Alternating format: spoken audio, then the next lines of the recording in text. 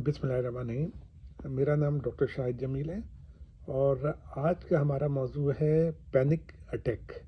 Panic माने कोई ऐसी मुश्किल जो कि बार बार आपको अटैक करती हो, उसको पैनिक अटैक कहते हैं। इसको थोड़ा सा मैं एक्सप्लेन कर देता हूँ।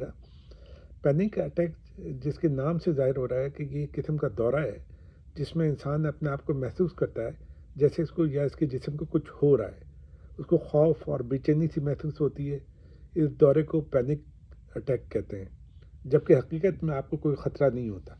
ये दौरा आपको बहुत ज़्यादा खौफज़दा भी कर सकता है और आपको ऐसा लगेगा कि जैसे आप अपना तवाज़ुन बरकरार नहीं कर पा रहे, और शायद ऐसा महसूस करें कि आपका दिल का दौरा पड़ रहा है या आप खुदा ना खास्ता मरने वाले हैं। बहुत से लोगों को इस किस्म के दौरे पूरी ज़िंदगी में 1 या 2 बार पड़ते हैं। जब आपको ज़हनी सुकून होता है तो ये दौरा ख़त्म हो जाता है। लेकिन कुछ लोगों को इस किस्म के दौरे बार बार पड़ते हैं और उनको ये भी नहीं पता चलता कि कब दौरे पड़ेंगे, लेकिन साथ में ये दौरे भी लगेगा और डर भी लगे रहेगा कि इस किस्म के दौरे दोबारा आएंगे। इसकी कैफियत को हम पैनिक डिसऑर्डर कहते हैं। अब इसकी क्या अलामत होती हैं? इसकी अलामत में यही है कि पैनिक अटैक के दौरे से अचानक होते हैं कि आपको पता भी नहीं चलता कि ये दौरा किस वक्त होगा। चाहे आप कार चला रहे हों, चाहे हो सकता है आप मार्केट में हों, ये भी हो सकता है कि सोते वक्त एकदम आपकी आँख खुल जाए और आपको पैनिक अटैक का दौरा पड़ जाए। इसके अलावा ये भी हो सकता है कि आप कहीं मीटिंग में हों। इस दौरान ये भी हो सकता है कहीं आप ग्रॉसरी कर रहे हो, किसी सुपरमार्केट में हो, उस वक्त आपको इस तरीके की कैफियत हो सकती है। गर्द किसी भी वक्त इस किस्म का दौरा पड़ सकता है और ये दौरा जो होता है उसकी अलामत भी कुछ मिनट में ज़ाहिर हो जाती हैं। और फिर पैनिक अटैक के बाद ऐसा महसूस होता है जैसे जिस्म में जान भी नहीं हो, यानी आप अपने आप को बिल्कुल फटीग सा महसूस करते हैं। और भी दूसरी भी अलामत है, ऐसा लगेगा जैसे आपकी ज़िंदगी को ख़तरा है, ऐसा लगेगा कि आपका कंट्रोल ख़त्म हो गया है, साथ में मरने का खौफ होगा, साथ में दिल की धड़कन बढ़ जाएगी जिसे हम पैल्पिटेशन कहते हैं, और आप ये अपने आप को महसूस करेंगे। यानी आपको ऐसा लगेगा जैसे थम्पिंग हार्ट बीट, यानी ऐसा महसूस होगा जैसे दिल की धड़कन एकदम बढ़ गई है। साथ में पसीना भी आ सकता है। फिर आपका जिस्म जो है खौफ से शेक भी कर सकता है, यानी हिलना शुरू हो जाए। उसकी वजह से फिर ये भी हो सकता है कि सांस में कोई तकलीफ़ हो जाए या गले में ऐसा लगे जैसे किसी ने आपका गला जकड़ लिया हो।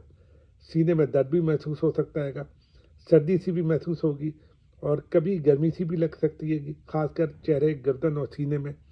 फिर कभी कभी ऐसा भी होता है कि मतली महसूस हो, पेट में दर्द हो, सर में दर्द हो, चक्कर आना शुरू हो जाए, जिसमें खासकर पैरों और हाथों का सुन पड़ जाना।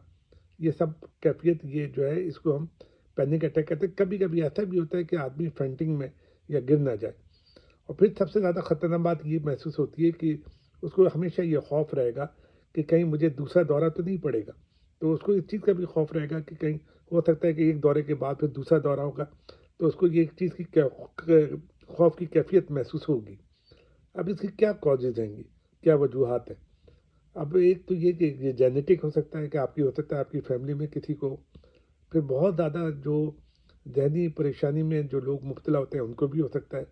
वो लोग जो तीसरा ये कि वो जो हमेशा नाउम्मीदी का सोचते हैं, हमेशा नेगेटिव थिंकिंग करते हैं, उसमें भी हो सकता है। वो लोग भी जो बहुत जल्दी स्ट्रेस में आ जाते हैं, उनमें भी हो सकता है। कुछ तब्दीलियाँ अगर दिमाग में काम करने में आ जाती हैं, उसमें भी पैनिक अटैक हो सकता है। फिर पैनिक अटैक अचानक बगैर महसूस किया जा सकता है, लेकिन कुछ रिसर्च हुए हैं कि अगर किसी किस्म का दौरा पड़ता है तो आपकी बॉडी या जिस्म इससे लड़ने की सलाहियत रखती है। जैसे कोई एग्जाम्पल के तौर पर ये लिख रहे हैं कि जैसे कोई जंगली जानवर अगर आपके सामने आ जाए तो ज़ाहिर है कि खौफ से आपकी दिल की धड़कन बढ़ जाएगी और सांस में भी आपकी तकलीफ़ हो सकती है।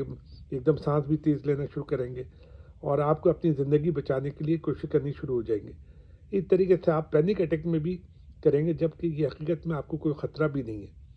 अब इसके क्या रिस्क फैक्टर है? ज़्यादातर जवान और औरतों में ज़्यादा होता है।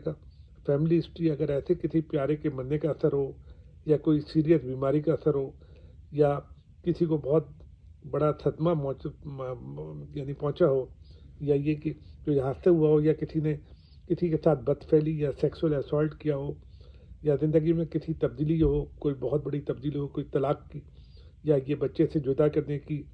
फिर इन तमाम कैफियत में भी पैनिक अटैक हो सकता है। फिर देखा गया है कि जो ज़्यादा कैफ़ीन लेते हैं या ज़्यादा सिगरेट पीते हैं, उनको भी दौरे के चांसेस ज़्यादा बढ़ जाते हैं।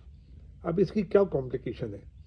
کمپلیکیشن یہ ہے کہ گھر سے نکلتے وقت ظاہر ہے کہ جب آپ گھر سے نکلیں گے تو آپ کو ڈر رہے گا، ڈرائیونگ کرتے وقت بھی آپ کو یہ کوئی، اور کام کرتے وقت آپ کو خوف ہوگا کہ کہیں دورہ نہ پڑ جائے، پھر اسکول میں یا کالج میں مسائل ہو سکتے ہیں، لوگوں سے ملنا جلنا آپ کم کر دیں گے، نفسیاتی مریض بھی بن سکتے ہیں، پھر سوسائڈل اٹیک کہ آپ کو لگے گا جیسے کہ بہتر ہے کہ میں سوسائڈل اٹیک کر لوں یا کس طریقے سے کر لوں، تو اس میں بھی اس کے رسک بڑھ جاتے ہیں۔ اس طریقے کی سوچ بار بار آئے گی، خودکشی کا رسک زیادہ بڑھ جائے گا، یا اس طریقے کی سوچ بار بار آئے گی، مالی حالات بھی آپ کے خراب ہو سکتے ہیں، شراب نوشی یا کوئی اور نشے کی عادت پڑ سکتی ہے گی۔ اب اس کی کیا احتیاط کرنی چاہیے؟ احتیاط میں پینک اٹیک کی یہی ہے کہ اس کا علاج کرائیں تاکہ یہ زیادہ بگڑے نہیں اور بار بار کا حملہ نہ ہو، کہ ڈاکٹر سے مشورے، جو ڈاکٹر آپ کو مشورہ دے اس پہ آپ عمل کریں، اور جو میڈیسن وہ آپ کو دے کہ اس پہ پوری طریقے سے آپ اس کا علاج کرتے رہیں، تاکہ ایک تو یہ کہ آپ کا خوف ختم ہو، اور پھر اس کے بعد یہ کہ آپ کی نفسیاتی طور پہ یہ جو بے چینی ہے وہ ختم ہو جائے۔ اب اس کو کس طریقے سے ڈائگنوز کرتے ہیں؟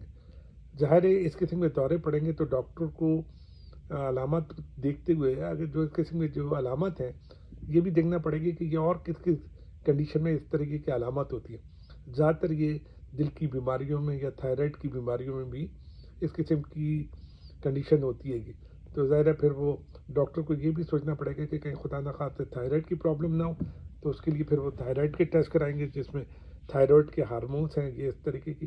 پھر اس کے علاوہ دل کے لیے جو ہے وہ دل کے لیے بھی وہ ٹیسٹ کرائے گا، پھر بلڈ کے ٹیسٹ ہوں گے دوسرے، پھر ای سی جی ہوگی، ای سی جی کے بعد ہو سکتا ہے کہ شاید آگے چل کے آپ کو ایکو کی بھی ضرورت پڑ جائے، پھر آپ ڈاکٹر کا آپ کا معائنہ اور ہسٹری بھی لے گا۔ پھر اس کے بعد کیا ہے گا، پھر یہ کہ علاج اس لیے کرانا ہوگا کہ آپ کے دورے اور شدت میں کمی آئے، خوف کم ہو، اور آپ اپنی روزمرہ کی زندگی آرام سے گزار سکیں۔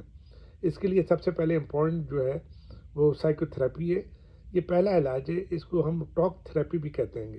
اس سے آپ کو ڈاکٹر قائل کرے گا کہ یہ خطرناک مرض نہیں ہے، کنونس کرے گا اور آپ کو گائیڈ کرنے کی کوشش کرے گا کہ یہ سب آپ کی سوچ ہے اور یہ خدا نخواستہ کوئی خطرناک بیماری نہیں ہے، اور اس خوف کو وہ دور کرنے کی کوشش کرے گا اور اس کو پریشانی سے نکالنے کی کوشش کرے گا۔ کچھ دوائیاں بھی دی جاتی ہیں، ظاہر ہے کہ وہ آپ کے لیے سائیکولوجسٹ ہی وہ پرسکرائب کرے گا، اس کے علاوہ تو کوئی عام آدمی نہیں کرے گا۔ اس کے بعد یہ کہ اس میں جو دوائیوں میں اس میں سیروٹین انہیبیٹر وغیرہ شامل ہیں، کچھ ٹرینکولائزر بھی دی جاتے ہیں گے۔ اب اس میں کیا آپ کر سکتے ہیں؟ اس میں یہی ہے کہ لائف اسٹائل آپ چینج کریں، سختی سے اپنے علاج کا خیال رکھیں۔ اگر کوئی گروپس اگر اس قسم کا مل جائے جن کو پہلے بھی کوئی یعنی پینک اٹیک وغیرہ ہوتے ہیں، تو اس کو آپ کو جوائن کرنا چاہیے۔ اس سے یہ ہے گا کہ ایک دوسرے سے بات کرنے سے آپ کو موقع ملے گا، اور آپ کی جو اینزائٹی ہے اور یا ذہنی تناؤ ہے وہ اس میں کم کرنے میں آپ کو مدد ملے گی، آپ اپنے آپ کو ریلیکس محسوس کریں گے۔ پھر اس کے علاوہ یہ کہ دوسرا یہ کہ لمبی سانسیں لیں جس سے آپ تھوڑا سا ریلیکس ہوں، واک کریں، جاگنگ کریں، کچھ گیمز وغیرہ کھیلیں، اور پوری کوشش کریں کہ اپنی نیند پوری لیں۔ تو مجھے امید ہے کہ آپ کو لیکچر پسند آیا ہوگا، اپنا خیال کیجیے گا۔ اللہ حافظ۔